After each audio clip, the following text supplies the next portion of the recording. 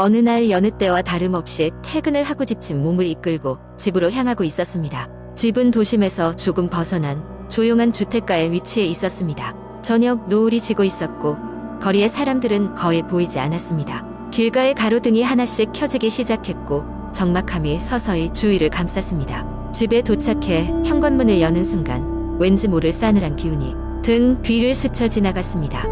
대수롭지 않게 여기고 방에 들어가 커피를 한 잔 타서 소파에 앉았습니다. 거실의 창문 너머로는 달빛이 아른거리고 있었고 그 빛은 방 안을 은은하게 비추고 있었습니다.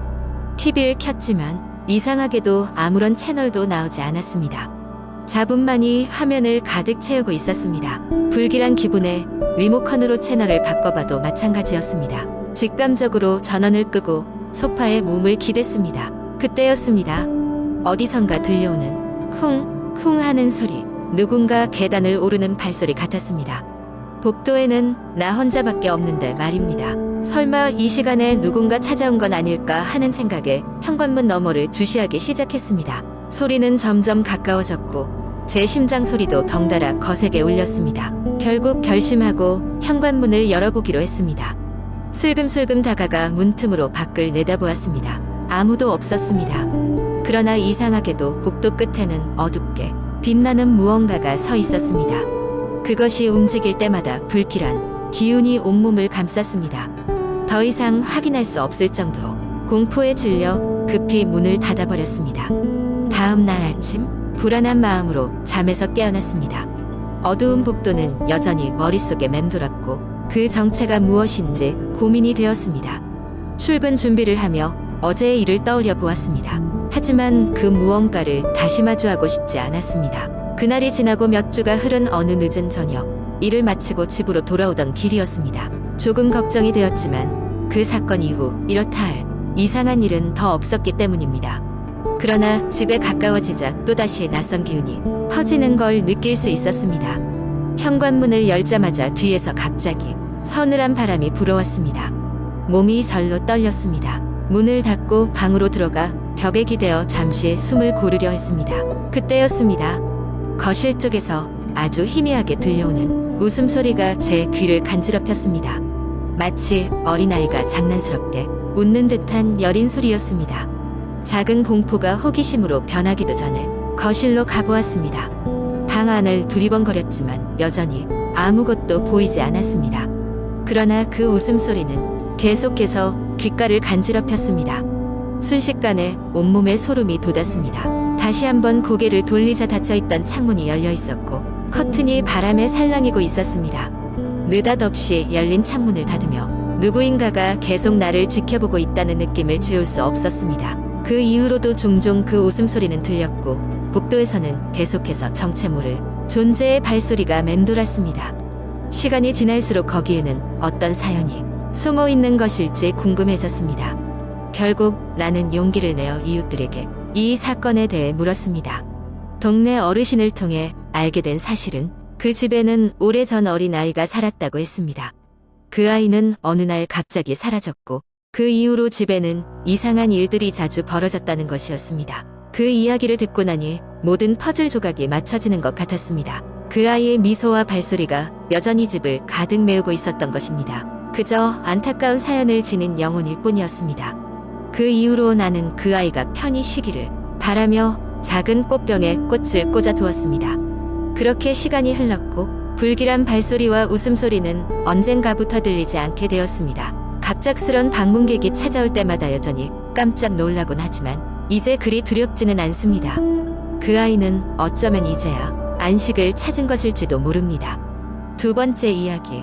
어느 날 서울의 한 아파트 단지에서 살고 있는 대학생 민지는 밤늦게까지 과제를 하다가 잠시 휴식을 취하려고 창가에 앉아 밖을 내다보고 있었다. 이 아파트는 평소에는 조용하고 안락한 분위기로 유명했지만 근래 들어 이상한 이야기들이 돌고 있었다. 바로 이 아파트 단지 근처에서 나타나는 새벽의 그림자라는 괴담이었다. 괴담의 내용은 이러했다.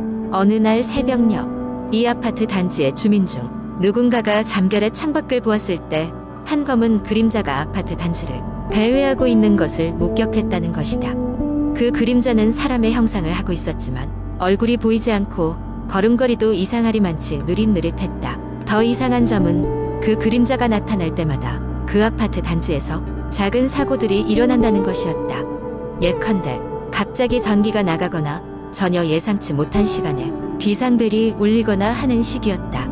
사람들은 그것이 우연에 불과하다고 생각했지만 괴담은 시간이 지날수록 점점 더 구체적이고 생생하게 퍼져나갔다. 그리고 일부 주민들은 그 그림자를 목격한 후 이상한 악몽에 시달리며 잠에서 깨어나기도 했다. 꿈속에서는 똑같은 그림자 가게들을 따라다니거나 무언가를 속삭이는 듯한 음성이 들려왔다고 했다. 그러던 어느 날 민지는 기묘한 경험을 하게 된다. 과제를 끝내고 난 후 한숨 돌리려 창문을 열었는데 그 순간 뭔가 이상한 기운이 느껴졌다. 기분이 찜찜해 고개를 들어보니 아파트 단지의 중앙 정원 쪽에서 검은 형체 하나가 서서 자신을 응시하고 있는 것이 아닌가. 그림자라는 생각에 민지는 깜짝 놀라며 뒷걸음질 쳤다. 창문을 닫고 커튼을 쳤지만 묘한 불안감에 잠을 잘 수 없었다. 그 다음날 민지는 친구들에게 어젯밤의 일을 이야기하니 친구들은 그냥 꿈이었을 거라며 웃어넘겼다. 하지만 민지의 마음은 여전히 무거웠다. 그녀는 혹시 자신이 뭘 잘못 본 것은 아닐까 의심하며 최근 배전반이 여러 번 고장났다는 단지 관리인의 이야기도 계속해서 머릿속을 맴돌았다. 며칠 뒤 민지는 이 괴담에 대해 더 알아보려 인터넷을 뒤지다가 과거 이 아파트 자리에 오래된 폐기물이 매립된 채 방치되었던 곳이라는 글을 발견했다. 삭제된 예전 단지 건물의 공사 중 사고로 몇 명의 노동자가 사망했다는 기록이 있었고 아파트가 세워진 직후부터 이미 가끔씩 이상한 소문이 돌곤 했다는 것이다. 민지는 그날 밤 무서움에 떨면서도 사실을 확인해 보기로 결심했다. 밤이 깊어갈 무렵 담요를 둘러쓰고 창문 너머를 내다보았다. 그리고 그녀는 다시 그 그림자를 보았다. 이번엔 더 가까운 곳에서 명확히 보였고 또렷한 실루엣이 눈에 들어왔다. 그 순간 그녀는 무언가 끔찍한 것을 깨달았다. 그림자는 다름 아닌 인간과 같은 형상 속에서 무언의 경고를 보내고 있었다. 간소한 작업복과 헬멧 착용의 모습이었다. 바로 그때 아파트 단지 전역에 전력 공급이 끊기며 당황한 주민들의 소리가 여기저기서 터져나왔다. 순식간에 모든 것이 캄캄해졌고 민지는 진정할 수 없는 불안을 느꼈다. 그녀는 아파트 내 비상계단을 통해 내려갔고 서둘러 아파트 주변을 돌기 시작했다. 그러다 우연히 정원 한 구석에서 작은 금속 상자를 발견했다. 상자 안에는 고장난 시계와 녹슨 사진 한 장이 들어있었고 사진 속에는 웃고 있는 젊은 남성들이 작업복을 입은 채 포즈를 취하고 있었다. 민지는 아침이 밝고 난 뒤 사진을 관리인에게 보여주었다. 관리인은 깜짝 놀라며 이 사진이 예전 단지 건설 당시 사망한 노동자들의 것임을 확인했다. 이 사건은 주민들을 깜짝 놀라게 했고 망자들의 영혼을 위로하기 위한 작은 제사가 열리게 되었다. 그 후로 아파트 단지에서 새벽의 그림자는 더 이상 나타나지 않았고 민지는 자신이 겪었던 일이 단순 한우연이 아니었음을 느끼게 되었다. 이 사건은 결국 시간 속에 잊혀졌지만 민지는 그날 밤의 공포를 날마다 떠올리며 어쩌면 그 그림자가 전하려 했던 메시지를 이해한 사람이 자신뿐일지도 모른다는 생각을 하곤 한다. 그리고 그 영혼이 원하는 것이 무엇이었는지 계속해서 스스로에게 묻게 되었다. 세 번째 이야기. 인터넷을 돌아다니다 보면 한 번쯤은 접하게 되는 공포 이야기가 있다. 이 이야기의 시작은 흔히 한적한 시골 마을에서 시작된다. 어느 여름밤 무더위가 불쾌하게 느껴지던 그런 날이었다. 도시의 소음에 질린 나는 시원한 바람이라도 쐬고자 주말을 맞아 경치가 좋은 시골 마을로 홀로 여행을 떠났다. 도착한 마을은 생각보다 더 한적하고 조용했다. 마치 시간이 멈춘 듯한 느낌이었다. 도착한 날부터 기분 좋은 바람도 불고 살랑거리는 나뭇잎 소리가 내 마음을 차분하게 해주었다. 마을의 한적한 도로를 따라 걷다 보니 오래된 여관 하나가 눈에 들어왔다. 외관은 낡았지만 왠지 모를 정겨움이 느껴졌고 나는 그곳에서 머물기로 결정했다. 여관 주인은 나이가 지긋한 할머니였다. 그녀는 나를 반기며 방 열쇠와 함께 조심스럽게 이렇게 말했다. 밤이 되면 2층엔 올라가지 않는 게 좋을 거야. 쓸모없는 밤들이니. 나는 대수롭지 않게 여기고 고개를 끄덕였다. 짐을 풀고 저녁 공기를 쐬러 나섰다. 마을은 어둠이 내리자 더욱 고요해졌고 나무 사이로 반딧불이가 반짝였다. 늦은 밤 여관으로 돌아와 침대에 누워 잠을 청하려고 하는데 창문 밖에서 묘하게 귀를 간지럽히는 소음이 들려왔다. 처음에는 바람 소리려니 했지만 점차 또렷하게 들리는 그 소리는 누군가 속삭이는 것 같았다. 살려줘. 제발. 일어날 뜻도 없이 그날의 피로에 잠이 들어버렸다. 하지만 이상하게도 불안한 꿈속에서 나는 계속해서 2층의 복도를 헤매고 있었다. 그림자들이 춤을 추듯 벽을 기어가는 꿈이었다. 깨어났을 때 꿈임에도 불구하고 소름이 돋는 기분이었다. 다음 날 아침 식사를 하던 중 여관 할머니에게 어젯밤 이야기를 하니 그녀는 미묘한 웃음을 지으며 말도 하지 않았다. 그 상황이 묘하게 찝찝한 기분을 남겼지만 나는 여행을 온 목적을 떠올리며 기분을 전환하기로 했다. 그날 밤에도 다시 기묘한 꿈을 꾸게 되었다. 이번엔 2층 계단에 서 있던 누군가, 자세히 볼 수는 없지만 확실히 누군가가 있다는 느낌이 들었다. 그 인물은 나를 바라보고 있었고 또다시 속삭였다.